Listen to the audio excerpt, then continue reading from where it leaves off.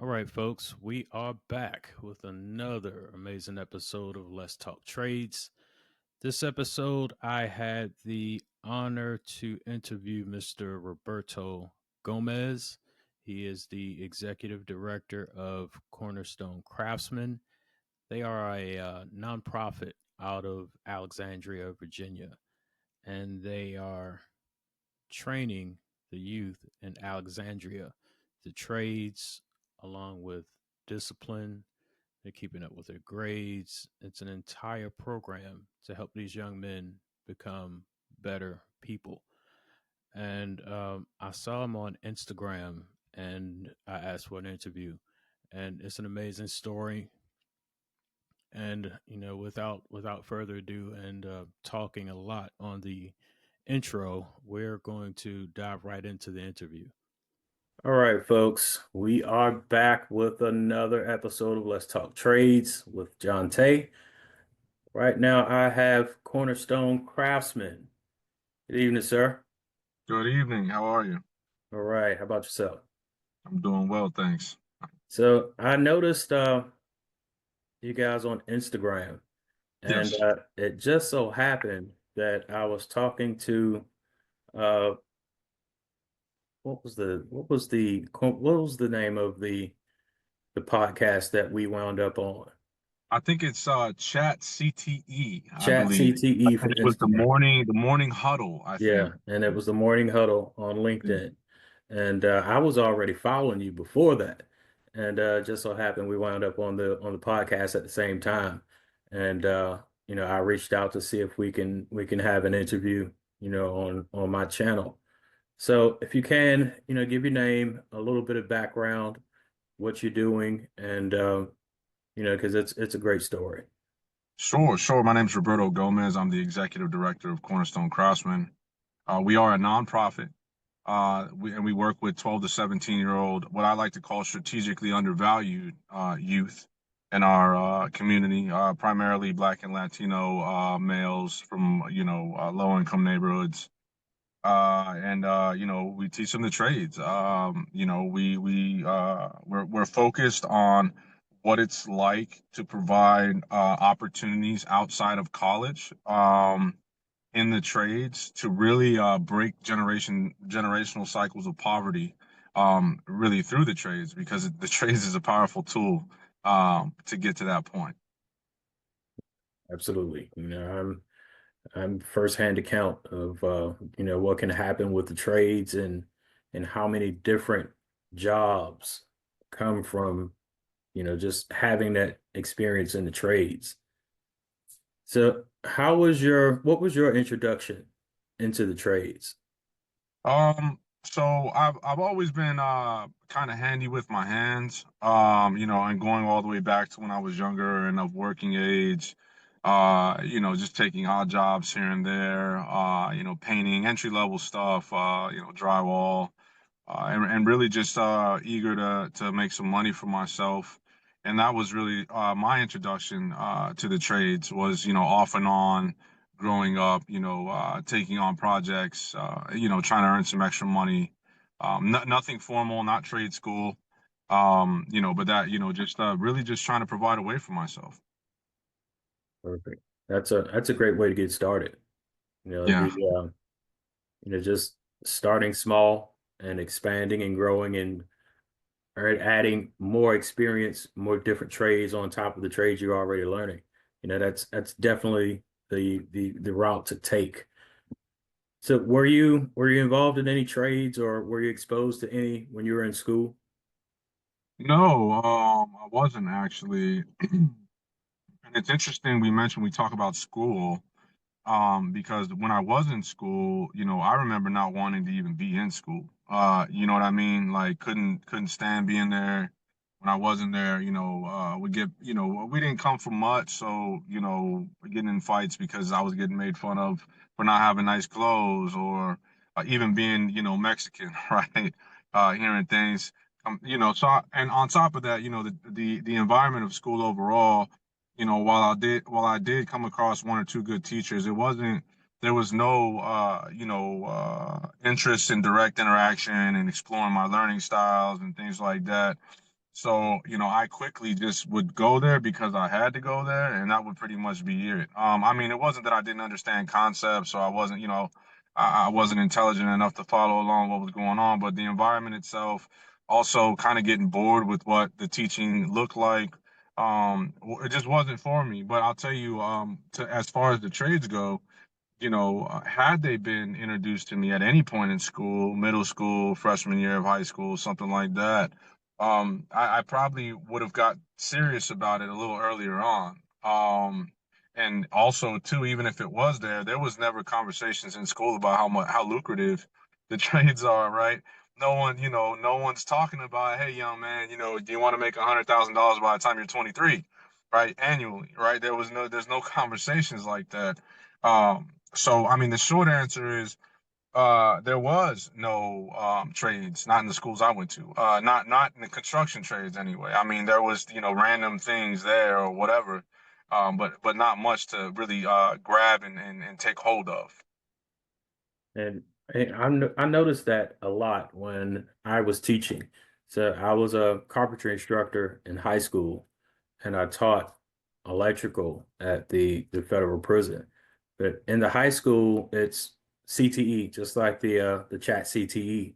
It's called Career and Technical Education, and it covers the gamut. Everything from entrepreneurship all the way through carpentry and automotive.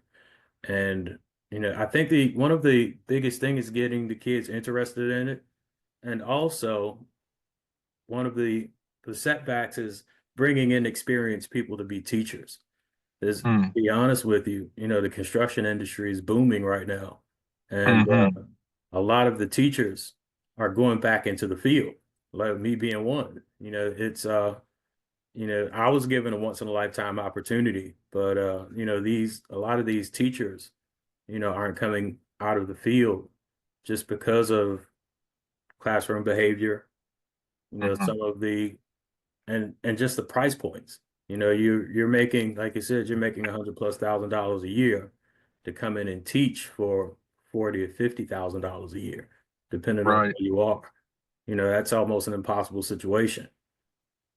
Absolutely. And I'd also say too, when we talk about, CTE opportunities in school, at least in my locality, it's frustrating to watch and be a part of because I am involved on that level as well. And whatever opportunities they have, at the school, they have different career pathways. Oftentimes, when it comes to like, low income, disenfranchised, underserved communities, they don't even really have access to these career pathways anyway. Because if there is something like in my locality, the only construction trade they have in school is HVAC, and the program itself isn't stellar, but it is something, I'll say that. But even to get in to that opportunity, you have to meet prerequisites that be it GPA or this or that. So oftentimes when we talk about what the trade pathways look like at school, the only people that have access to them are people who would all have an opportunity to go to a 2 year, 4 year college already, right? Right. And I think one of the big things that we could be doing at school, and we're missing a huge opportunity here. And I'm sure you could speak to this because you mentioned you taught at school and in a prison, is disrupting the school to prison pipeline and recruiting, these millions of young people that are going to turn into adults that will end up, in the justice system, if you want to call it the justice system, right?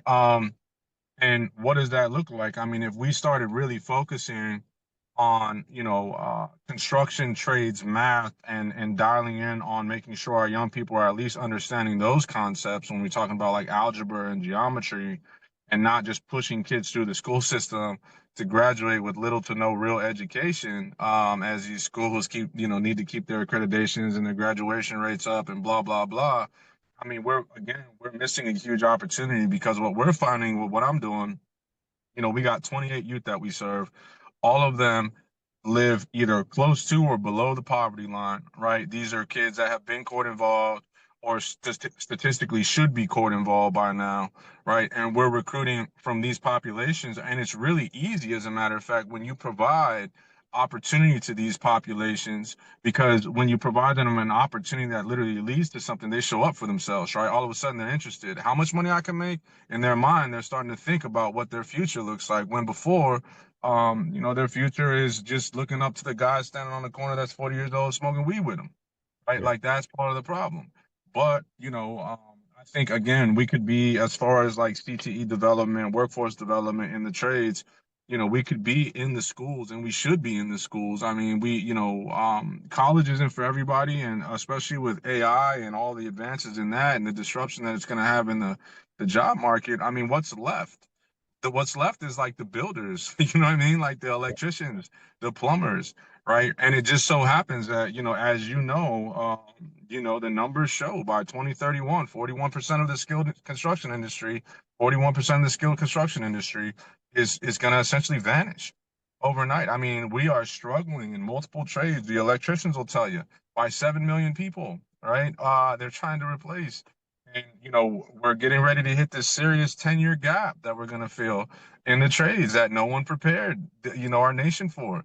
We weren't pushing the trades. Somehow, we just forgot to start developing these workforce pipelines, or lost focus, or didn't care, or whatever. There was the tech boom and everybody do IT or all of this. And we completely weren't talking about, well, IT is great and cybersecurity is great, and knowing how to program, all this software and blah, blah, blah. But now with the data boom, you need data centers, right? Who's going to build your data center for you, right? So, I mean, it's there's a lot to talk about that, and it always leaves me scratching my head as to, you know, why there's not a sense of urgency in developing, better programs that lead to job placement in the trades, especially because we need the trades. The trades are in such high demand. We know that, the hourly rate and combined with overtime in the trades lead to very, very high salaries annually, right? And you don't have to be 30 years old to make those. I mean, you enter the trades at 18, by the time you're 23, you're up there with the big boys as far as, six-figure, entry level salaries. And, it's yeah, anyhow. So Yeah, I agree with you 100%. Yeah, I said I know it's been gearing towards college. Now, I went to school, I graduated high school in 1998. And even back during that time, the trades were frowned upon. It mm, was like you either need to go to college and get a degree, or you're gonna be homeless, right? right, That right. Or the join the army or something, right. I mean, you know, so, but yeah, I mean, again, just, the trades are so lucrative and the job market's booming, and it's going to be that way for a while, if not forever, and, we got to be figuring out, how we can do this in a way that's, you know, uh, inclusive of community members overall who are typically not going to college, right? The trades, when we talk about developing these avenues in the trades, and the sense of pride and equity and equality that comes with these things, right? We're talking about impacting community safety overall. Literally, all this can be done through the trades, right? When you take people out of survival mode and teach them a trade, it's like you teach a man to fish and he can fish for a lifetime, right? That old saying. And what does that look like when you're not hungry anymore? Well, it looks like you're not, inclined to do things that are, criminal, or, whatever you want to see it, right? So anyhow, I just think that the trades are, so wonderful, especially for providing opportunities to guys and gals who maybe don't know what they want to do, don't know if they want to go to college, don't know if they want to join the army, and also too maybe don't even have the ability to, because the school system, essentially failed them, all right? And they're it's way too hard when you're a senior in high school, and you don't even understand basic concepts of geometry, to really go to college or try to go to college, even if you want to go to college. So there is that. Yeah, yeah, I agree with you 100%. And so I saw the entire spectrum when I was, teaching at the high school. And one of the things that you were talking about the pathways, and the high school that I taught carpentry at was one of those pathway high schools. And they received a grant from the North Carolina Department of Transportation to start that construction academy and the pathways as a way to have that pipeline for employees because everyone at the DOT was aging out Hmm. and retiring. So everyone that went through that pathway automatically had a job at the North Carolina DOT if they wanted it. And it was an amazing opportunity for a state job that most people retire from. It's very rare that you see someone leave the DOT. So let's talk a little bit about your nonprofit. Sure, Uh, sure. how did it come about? Well, so I own a remodeling company here in the city of Alexandria. Small boutique company, small business owner, proud of it. you know, uh, And I'll never forget about 3 years ago or so, um, I figured to myself, like, dang, if I had known how lucrative the trades were at like 14, 15, 16, when I was, a young, misguided individual, not really certain what life had in store for me. Again, like I said, I knew that school wasn't for me. But had I known what I know now, 3 years ago was what I was telling myself. I'd be worth, I don't even know how many millions. You know what I mean? I mean, seriously, right? We're talking about multi-millionaire through the trades. So I told myself, well, you know what? Um, I can't go save myself, right? I can't time travel and save myself, right? Unless you have the blueprints to a time travel machine or something that I can borrow off you. So I figured I'd do the next best thing, which was reach out to young people in my community who come from similar backgrounds as me and, have some trauma and, don't have both parents in their house and maybe not enough resources in the house. And I'm going to preach the gospel of the trades, right? I'm going to show up in these neighborhoods. I'm going to recruit from these neighborhoods. I'm going to tell them what, how it's changed my life. I'm going to strategically show them, signs of, what they would attribute to wealth and success, right? To lure them into asking me how I got what I got and who I am. And that's what I did. I started, I'll never forget it. I started Googling, like the juvenile probation department, court services, parks and rec in my city, like trying to figure out how I could get involved in events in my city to, essentially set up a table and raffle off stuff and try to draw interest into what I was doing. And, it took some time to do it, but I did it. I was very persistent. And I started with like 4 kids. I told them I wasn't going to teach them the trades and I was going to pay them to do it, right? And me being an entrepreneur, typically what I do is I come up with an idea and I figure out the plan to get there after. And that's what happened. I told these kids I was going to help them and I was going to train them. I was going to pay them, and I started reaching out to friends and family, like, hey, listen, I got these 4 kids. I want to teach them the trades. I'm looking for a place to train them at. Can we come in your room and come in your house and paint a room? If you cover the cost of the paint, I'll come in and teach them how to paint. And if it's not done correctly, I'll come in with my employees after and we'll fix it. I just needed a space to take them, so I did that. And I was paying them, and it would just be a matter of like, how much money did my business profit the week before, and if I made enough, I'd take them out because I was paying for like food and transportation, paying them like $15 an hour. It got pretty expensive, and I didn't know what it was gonna be like. I really just took the first step in blind faith because I believed in what I was doing. And next thing I know, I started getting, they started giving my number to their friends, and I started getting calls from other kids and single moms and my son can really use this program, and kids calling me, hey, can I have a job? Now, in theory, it wasn't a job, right? Like I'm paying them to teach them, right? But I saw how valuable it was early on to structure what I was doing in their minds as work because I wanted to develop a sense of coming to work and earning money.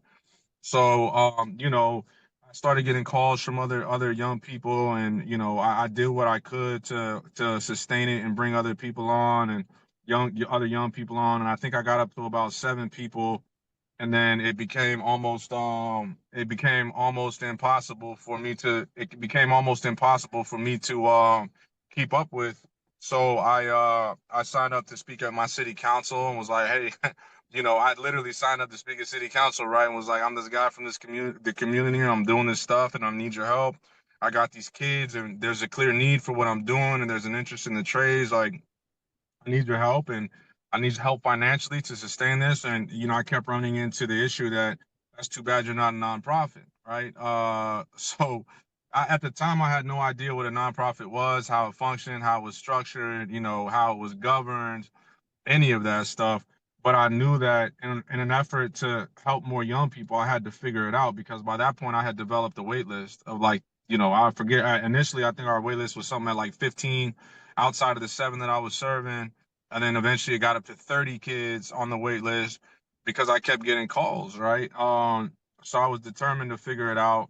Got really involved in our community, got our kids involved in our community, at community events where they were helping give back to their community, whether it was setting up event tables and tents or cleaning up after events, because I wanted to keep them engaged while I was trying to figure out where our next project was going to be. Um, and that led to really just a lot of being surrounded by, a lot of stakeholders in the city who were like, dang, this guy's for real. And these kids are showing up for themselves. And like, how can we help them? And, 3 years later, I have a nonprofit. We have a training facility. I'm actually here right now. And if you notice, I turn my head because one of our program days, we have an after school day and a weekend day. And one of our program days is here on Thursdays. And some of my kids noticed that my truck was here. So they were like coming to open my door. In fact, I mean, I'm happy to step inside real quick. And Yeah. if you want to, so it's at the end of the day, everybody's tired. I just want to throw that out there, but let me step in real quick and maybe we can say hi to the guys real quick because they just got done training for the day. We're working on our residential drywall modules. Hold on, fellas. I'm on a meeting. You guys are gonna get to say hi. Hold on. So hold on. Don't worry. I know it's the end of the day. We're gonna leave soon. Hold on. All right, hey fellas, I'm on a meeting. Y'all say what's up. So this is a portion of our training facility. It's actually bigger than what I saw in the video, but they're working on their finishing stage skills and plastering skills, carpentry skills. We're working towards our electrical modules and stuff like that, but it's all a process. Oh, as a matter of fact, we just got a sponsorship from Milwaukee, my favorite Yeah. tool brand. So Yeah. that's That's pretty great. cool. Yeah, so yeah, but I figured it'd be nice to give you an opportunity to say hello to some of our fellas. So Yeah, that's an awesome process. I wish you nothing but success. One of the things that I think I touched on earlier that, when I was in school, it was always college, college, college. And our guidance counselors didn't even say anything about the trades, and I wonder, what can we do to break that stigma? Because I know the tides are changing. I see a lot more, podcasts like myself. Everyone's talking about the trades. We have Mike Rowe, and it kind of started with the dirty jobs and tying back into the trades. But how do you think we can break that stigma that's still tied to the trades? I think the fastest and easiest way is we need to start talking about how much money these people can make in the trades. I mean, we're talking about everybody wants a good life. Everybody doesn't want to struggle, right? Why do you go to college, right? Sometimes out of passion, but primarily so you can earn a lot of money in life, right? That's the step between high school and a high-paying job, but you leave with some debt, right? Let's talk about what it's like to not leave with debt, not have to go to college, start making money earlier, and talk about how much money people can make, right? Over the course of their career. I mean, and that's just if you decide to work for someone else in the trades. We're not even talking about the opening up a pathway to open your own business in the trades because now you know how to build, right? Which, essentially you become a multimillionaire if you want to, if you do it right, And I think that's one of the easiest ways to break it. It's not, we don't need to go in there and start talking about, anything complex in the trades. I mean, really to generate the easiest amount of the interest and take away the stigma is like, listen, do you plan to go to college? And a lot of kids will straight tell you, I don't know or no, right? And you say, well, do you want your own car? Do you want your own home? I see you watching those rap videos. I'm sure you want some nice jewelry. How do you plan on getting it? Because I can tell you right now, if you join the trades, by the time you're 23, you'll see over $100,000 a year, and that's a fact, Yeah. right? That's a fact. So I think when it comes to breaking the stigma, you know, helping someone visualize what they can make and also incentivizing them to learn, right? Meaning, if we develop, when we develop like this program, this is like a paid program in that we award benevolent assistance in the form of money for program participation. They're not technically working for us, but we've set up a model to where they're incentivized to come. They want to come because we've structured it as work and they're earning. And when you show them that there's something that can be earned on such a small scale and help them understand in a realistic scale how much money can actually be earned, this is peanuts to you, homie.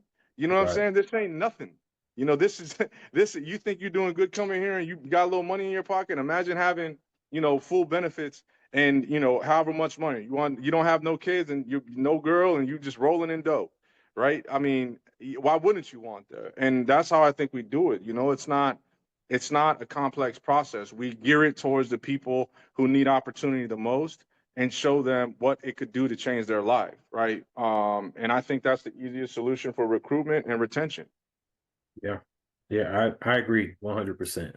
You had me thinking about a time when I was at the high school, and we would have the middle schoolers come. So they had a school choice model. So we had three different high schools. And we had the college prep high school, early college. We had a new tech high school, and we had the traditional high school with the career pathways. And I would always ask the middle schoolers, "What you want to do?" I want to be a lawyer. I want to be a doctor. I'm going to be an astronaut. I said, "You're going to be a lawyer. You're making all that money, right? You're going to want a big house. How much you going to spend on your house?" "I'm going to spend $1 million." I said, "Guess what? You just paid me $1 million to build your To house." build it for you. To And build they it never for thought of it that way. That's right. That's right. And if nothing else, there's a number of things that are beneficial from this in general, not just the money. I mean, eventually you're going to have an apartment or own a house or whatever. You got to live somewhere, right? It's getting more and more expensive to call someone out. Everybody knows that. You can ask any person who doesn't work in the trades who calls a tradesman to their house from anything from painting a room to building an addition. The price is going up, right? Because there's a labor shortage. And when you call me out, you're not going to like to hear my price. You can call another guy. You're not going to like to hear his price. But imagine being able to not have to call anybody because you know how to build. You're a Yeah. builder, I mean, you want to put recessed lights in your house, you know how to do that. You want to upgrade your bathroom? You know how to do that. You want nice new LVP flooring and rip out that old carpet? You know how to do that, right? And I think there's a lot of benefits to be talked about in the trades, for Yeah. sure. Yeah, I agree. They're I've definitely saved myself money by doing some stuff myself. That's a bonus, just learning how to do it and doing it on your own. That's some self-accomplishment, just in that. So, what would you say to anyone interested in getting into the trades? I would say no matter what age you are, I would say the trades has a position for you.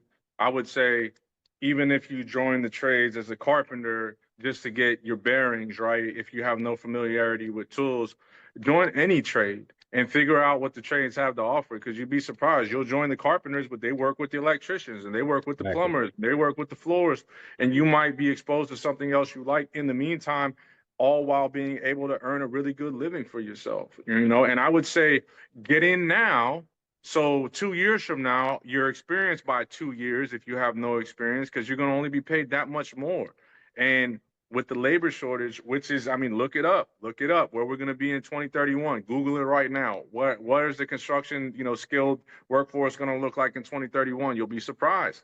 The the number is going to drop substantially, almost by 50%, which means if you know anything about supply and demand, you're going to be making even more money, right? And also, and I think we may have touched on this, and if not, with AI, I mean, there's going to be a serious disruption to the labor market. I mean, let's not even talk about what's going on at the federal government level right now, whether no matter what you feel, how you feel, people are losing work left and right. You want to know who's not losing work?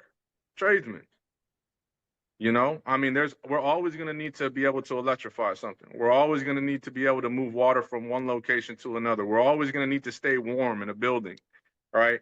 We're always going to need to make sure water doesn't get into a building, right? There's a million things you can do in the trades, and it's all paying very well. No matter what locality you're in, the trades are going to get you where you need to go. And if you stay there long enough, I mean, the sky's the limit. It really is when it comes to how much money you can earn, how much, what you can do for yourself as far as career wise, and also, whether you're a man or a woman, there's a camaraderie in the trades as well. You know what I mean? You go to work and it's fun to work with people. And even when it's not fun and you're, at odds with somebody, it's still kind of fun. You know what I mean? Like even when you were in each other's way, it's kind of fun. You talk that crap to each other, whatever, and you keep it moving.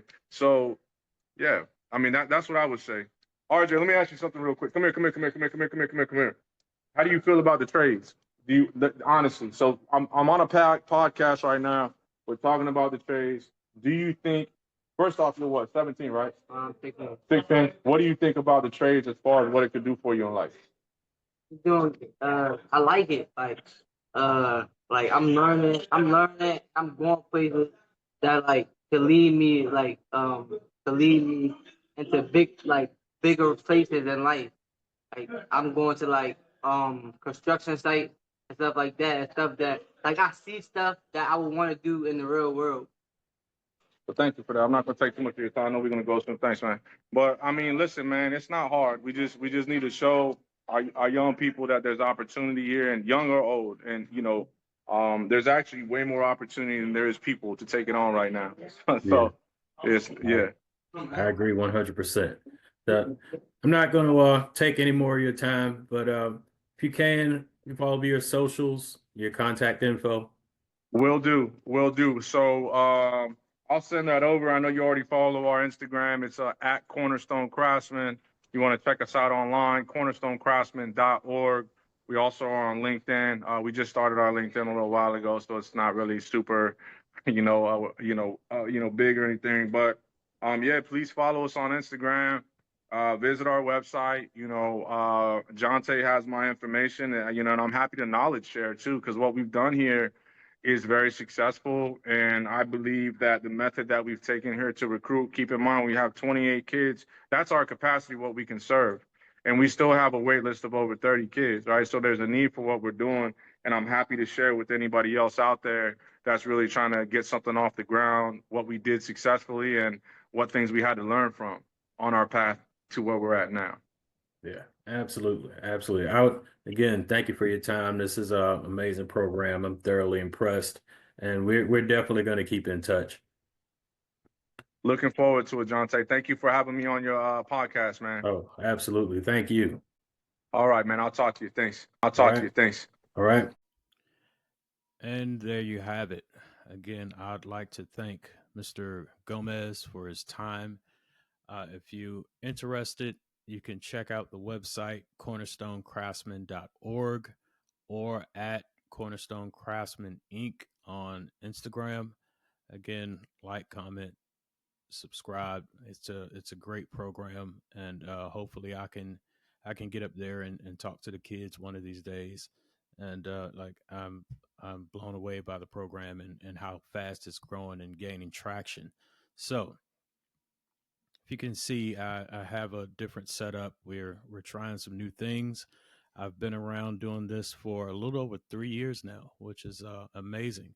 But if at any time you have any questions, you want a topic that you want me to talk about on the show, or even bring in a specialty tradesman that you may have questions about, you can always email me at johnte@letstalktrades.com.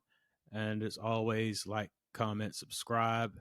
And if you have any questions, any episodes that you're looking at, again, I did want to give an update. I lost my podcast on Spotify, so I was able to claim my podcast again. So it's going to be back on Spotify. It's on YouTube, and I'll be posting clips on the rest of the social media. So again, like, comment, subscribe, share the word, and let's continue to talk about it.